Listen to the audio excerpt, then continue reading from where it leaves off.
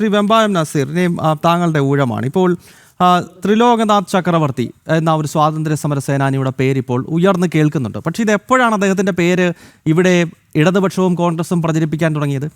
സവർക്കറുമായി ബന്ധപ്പെട്ട് ഇങ്ങനെ നോക്കുകയാണ് ആരാണ് കൂടുതൽ ജയിലിൽ കിടന്നത്. സവർക്കറിനെക്കാട്ടിൽ ഇനി ആരെങ്കിലും ഒരു ദിവസം കൂടുതൽ കിടന്നിട്ടുണ്ടോ എന്ന് നോക്കിയിട്ട് അതിന് നിങ്ങൾ പൊക്കിയെടുത്തുകൊണ്ട് വന്നിരിക്കുകയാണ് ത്രിലോകനാഥ് ചക്രവർത്തി. നിങ്ങൾ ദേശാഭിമാനിയിൽ എന്തെങ്കിലും ഇദ്ദേഹത്തെ പറ്റി ഒരു വരി എഴുതിയിട്ടുണ്ടോ? വീക്ഷണത്തിനകത്ത് എഴുതിയിട്ടില്ല എന്ന് എനിക്കറിയാം. പക്ഷേ RSSന്റെ മുഖപത്രമായിട്ടുള്ള ഓർഗനൈസറിൽ ഇദ്ദേഹത്തെ പറ്റി ധാരാളം ലേഖനങ്ങളുണ്ട്. അപ്പോൾ ഞാൻ പറഞ്ഞു വന്നത്, ഇവിടുത്തെ ദേശീയ പ്രസ്ഥാനങ്ങൾ മാത്രമാണ് ഇത്തരം സ്വാതന്ത്ര്യ സമര സേനാനികളെ ആദരിച്ചിട്ടുള്ളത്. നിങ്ങൾ എവിടുന്നോ ഇപ്പോഴാണെന്ന് തോന്നുന്നു നിങ്ങൾ ഈ പേരുകളൊക്കെ കേൾക്കുന്നത് തന്നെ. ശരി, എൻ്റെ പ്രിയ സുഹൃത്ത് BJPയുടെ നേതാവായിട്ടുള്ള ജയരാജ് അദ്ദേഹം ത്രിലോക് വിക്രമൻ ചക്രവർത്തി എന്നൊക്കെ അന്ന് പറഞ്ഞുണ്ട്. പക്ഷേ സ്വാതന്ത്ര്യ സമരത്തിൽ പങ്കെടുത്തുള്ള വ്യക്തിയായിരിക്കും അല്ല എന്ന് പറയുന്നില്ല. പ്രിയ സുഹൃത്തെ, നിങ്ങൾ ഏത് കാലത്താണ് ജീവിക്കുന്നത്? ഈ 47-ൽ സ്വാതന്ത്ര്യം കിട്ടുന്നതിന് മുമ്പ് ഈ ഇന്ത്യയിൽ ഏക പാർട്ടി എന്ന് പറഞ്ഞാൽ കോൺഗ്രസ് പാർട്ടിയാണ്. ഇന്ത്യൻ നാഷണൽ കോൺഗ്രസ് ആണ്. ഞാൻ പറയുന്നത് ശബ്ദം കുറയ്ക്കരുത്, കേൾക്കണം. ഇന്ത്യൻ നാഷണൽ കോൺഗ്രസ് ആണ്. അന്ന് എല്ലാവരും കോൺഗ്രസ് ആണ്. ഇന്ത്യൻ സ്വാതന്ത്ര്യ സമരത്തെ നേതൃത്വം കൊടുത്ത ഏക രാഷ്ട്രീയ പാർട്ടി എന്ന് പറഞ്ഞാൽ ആ തുടക്കം മുതൽ കോൺഗ്രസ് ആണ്. കോൺഗ്രസ് ആണ് ഇന്ത്യൻ സ്വാതന്ത്ര്യ സമരത്തിലെ മുന്നണി പോരാളികളായി മുന്നിൽ നിന്നിട്ടുള്ളത്.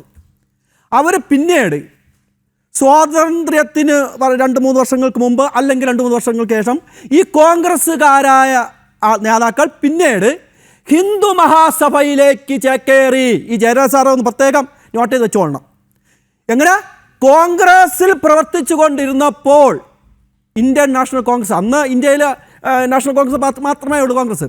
അന്ന് കോൺഗ്രസ് പ്രവർത്തിച്ചുകൊണ്ടിരുന്നപ്പോൾ നിങ്ങൾ പറയാം ത്രിലോക് വിക്രമനും ത്രിലോക് ചക്രവർത്തിയും ഒക്കെ കോൺഗ്രസ്സുകാരായി അവർ ഇന്ത്യൻ സ്വാതന്ത്ര്യ സമരത്തിന് പ്രവർത്തിച്ചു.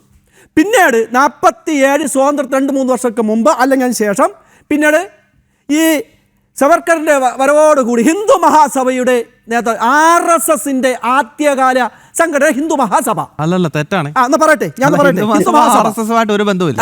അത് നിങ്ങൾ പറയാം. ഹിന്ദു മഹാസഭ, ഈ ഹിന്ദു മഹാസഭയിൽ പിന്നീട് ഈ കോൺഗ്രസ് നേതാക്കന്മാർ പിന്നീട് ചേക്കേറി RSS നേതാക്കളായി പിന്നീട് മാറി. അപ്പോൾ നേരത്തെ കോൺഗ്രസ്സിൽ നിന്ന് പ്രവർത്തിച്ചുകൊണ്ട് സ്വാതന്ത്ര്യ സമരത്തിൽ പ്രവർത്തിച്ചുകൊണ്ട് പിന്നീട് അദ്ദേഹം വ്യക്തി ഒന്നാണല്ലോ, പാർട്ടി മാറിയാൽ ഷർട്ട് മാറും പോലെ പാർട്ടി അങ്ങ് മാറി. അപ്പോൾ എന്താണ് പണ്ട് പ്രവർത്തിച്ചത് നിങ്ങൾ പേര് പറഞ്ഞത്? അത് കോൺഗ്രസ്സുകാരായിരുന്നപ്പോൾ നിങ്ങൾ പ്രവർത്തിച്ച ആ വ്യക്തി പിന്നെ ഹിന്ദു മഹാസഭ നേതാവായിട്ടും സംഘപരിവാർ RSSകാരനായിട്ടും നിങ്ങൾ ഈ രാജ്യത്തിന് വേണ്ടി എന്താണ് ചെയ്തത്? പ്രിയ സുഹൃത്തെ, ഈ രാജ്യത്തിന് വേണ്ടി ബ്രിട്ടീഷുകാരെ കടൽ കടത്തുന്നതിനുള്ള ഹിന്ദുക്കളും മുസ്ലിങ്ങളും ക്രിസ്ത്യാനികളും അവർ ഈ രാജ്യത്തിന് വേണ്ടി അവരുടെ ജീവനും ജീവിതവും രക്തവും ഈ രാജ്യത്തിന് വേണ്ടി ഹോമിച്ചപ്പോൾ പോരാടിയപ്പോൾ നിങ്ങൾ ബ്രിട്ടീഷുകാരുടെ ചെരുപ്പ് പണിക്കാരായി നിങ്ങൾ മാറിയില്ലേ? സംഘപരിവാർ, അത് കമ്മ്യൂണിസ്റ്റുകൾ, ഹിന്ദു മഹാസഭ നേതാക്കൾ.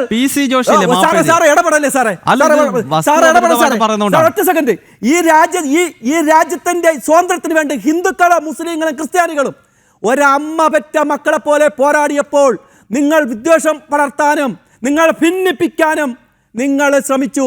1937 ഒരു ഹിന്ദു രാജ്യം സ്വാതന്ത്ര്യം കിട്ടുമെന്ന് നേരത്തെ മനസ്സിലായി. 10 വർഷങ്ങൾക്ക് മുമ്പ് ഒരു ഹിന്ദു രാജ്യം വേണം എന്ന് സവർക്കർ ആശയം മുന്നോട്ട് വെച്ചു. അതിനു മുമ്പ് ഈ ഹിന്ദുക്കൾക്കും മുസ്ലിങ്ങൾക്കും ഒരുമിച്ച് ജീവിക്കാൻ പറ്റില്ല എന്നും ഈ രാഷ്ട്രത്തെ വിഭജിക്കണമെന്ന് ഒരു മഹാൻ പറഞ്ഞായിരുന്നല്ലോ. അറിയാവോ? ജിന്ന എന്നാണ് അദ്ദേഹത്തിന്റെ പേര്. ലീഗാണ്, മുസ്ലിം ലീഗാണ്. ഈ രാജ്യത്ത് ഹിന്ദുക്കളെ മുസ്ലിങ്ങളെ തമ്മിലടിപ്പിച്ചിട്ട് ഈ രാജ്യത്തെ നടുവ് കേക്ക് മുറിക്കുന്ന പോലെ മുറിച്ചുകൊണ്ട് പോയവന്മാരുടെ പേരാണ് മുസ്ലിം ലീഗ്.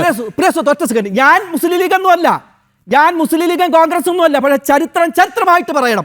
അതുകൊണ്ടാണ് സവർക്കർ ആദ്യകാലങ്ങളിൽ ബ്രിട്ടീഷുകാരന്റെ ഇടിയൻ ചവിട്ടും തൊഴിയുമറ്റ് നരകയാതന അനുഭവിച്ചു സവർക്കർ എന്ന് ഞാൻ പറഞ്ഞു വെച്ചത്.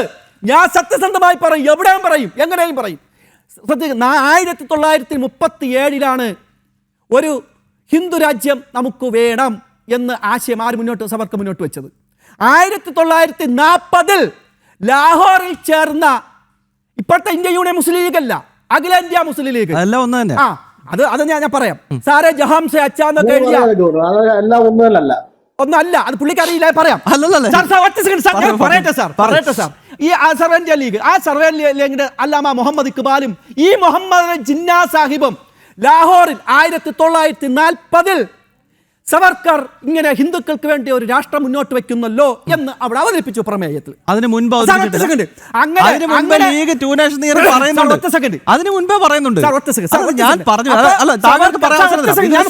ഇതൊരു സംവാദമാണല്ലോ. ആദ്യം രാഷ്ട്രം വിഭജിക്കണം, മുസ്ലിങ്ങൾക്ക് വേണ്ടി സെപ്പറേറ്റ് നേഷൻ വേണം എന്ന നിലപാട് മുന്നോട്ട് വെക്കുന്നത് മുസ്ലിം ലീഗാണ്. അതായത് കുത്തിത്തിരിപ്പ് കാണിച്ചത് മുസ്ലിം ലീഗാണ്. അതിനുശേഷമാണ് സവർക്കർ പറയുന്നത് അങ്ങനെയെങ്കിൽ ഹിന്ദുക്കൾക്ക് ഒരു രാഷ്ട്രം വേണ്ടേ എന്ന ചോദ്യം സ്വാഭാവികമാണ്. പറയുന്നേക്കും മുസ്ലിം ലീഗ് അഖിലേന്ത്യാ മുസ്ലിം ലീഗാണ്. അതായത് ഇന്ത്യൻ നാഷണൽ കോൺഗ്രസ് പോലെ സർവേന്ത്യാ മുസ്ലിം ലീഗ് ഉണ്ടായിരുന്നു. ആ പകുതിയാണ് പാകിസ്ഥാനിൽ പോയത്.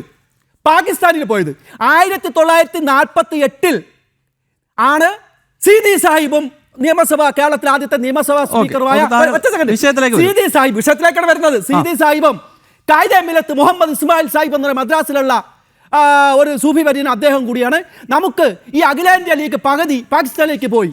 ഞങ്ങൾ ന്യൂനപക്ഷത്തിന്റെ ഒരു കാര്യങ്ങൾ പറയാൻ ഒരുമിച്ചിരിക്കാൻ സംഘടനകൾ പറയാൻ നമുക്കൊരു ന്യൂനപക്ഷ പാർട്ടി വേണം. അത് ഇന്ത്യയോട് കൂറ് പുലർത്തുന്ന ഒരു പാർട്ടി ആയിരിക്കണം എന്ന് പറഞ്ഞാൽ ഇന്ത്യ യൂണിയൻ മുസ്ലിം ലീഗ്. അല്ല, നിങ്ങൾ ഒന്നെന്ന് പറഞ്ഞ ഒന്നല്ല, രണ്ടാണ്. ലീഗ് വേറെ, മുസ്ലിം ലീഗ് വേറെ, അതിരിക്കട്ടെ.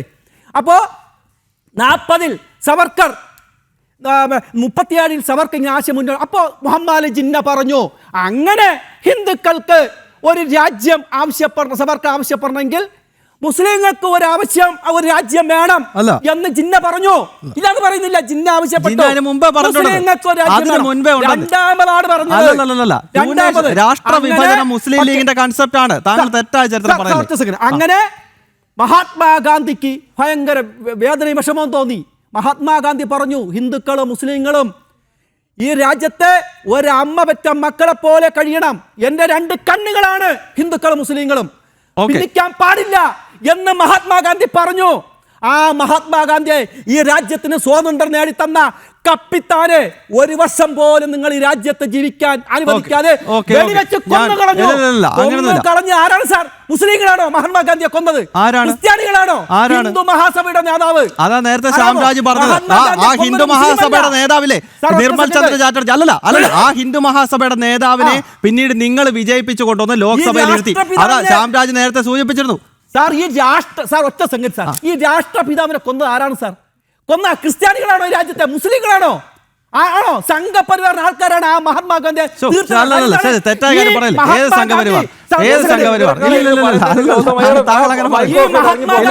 താങ്കളിലേക്ക് വരാം, ശ്യാംരാജിലേക്ക് പോകാം. എനിക്ക് സംസാരിക്കാൻ സമയം തരില്ല. സമയം തരാന്നല്ല, താങ്കൾ തെറ്റായി പറഞ്ഞു പോവുകയാണ്.